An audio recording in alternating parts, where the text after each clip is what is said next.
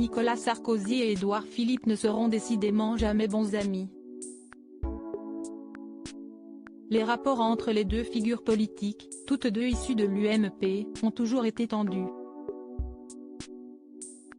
Dernier exemple en date, la froideur de l'ancien Premier ministre dans les colonnes de Paris Match ce jeudi 7 septembre, face à un choix exprimé par l'ancien président dans son livre Le temps des combats, édition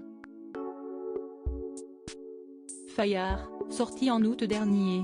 Explication, dans son ouvrage, le mari de Carla Bruni en profite pour faire le portrait d'un Édouard Philippe en manque de leadership et exprime clairement sa préférence pour Gérald Darmanin dans l'hypothèse où l'actuel ministre de l'Intérieur se présenterait à la présidentielle de 2027 contre Édouard Philippe.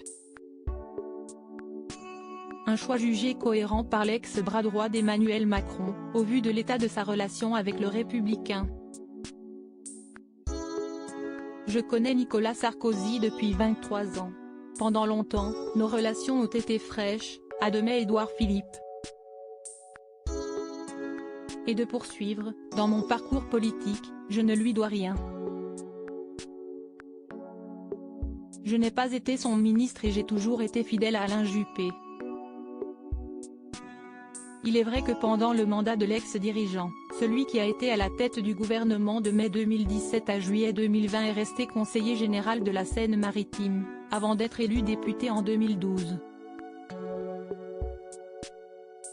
Une fois Premier ministre, j'ai entretenu des relations cordiales avec lui.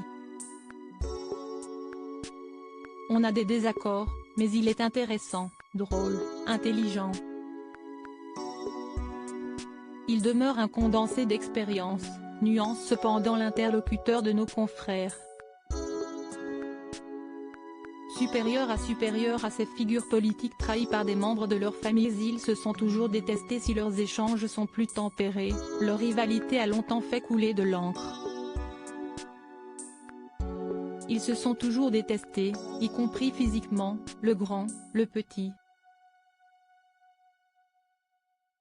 Déclarait un proche de Nicolas Sarkozy dans le livre Chéri, j'ai rétréci la droite, d'Olivier Beaumont et Nathalie Chouk.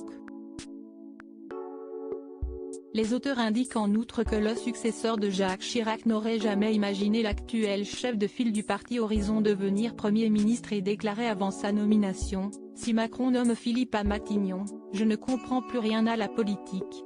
L'ancien maire de Neuilly-sur-Seine allait même jusqu'à affubler son rival du surnom le Chauve, lui qui souffre d'une double maladie auto-immune, vitiligo et alopécie. Crédit photo, Dominique Jacovid.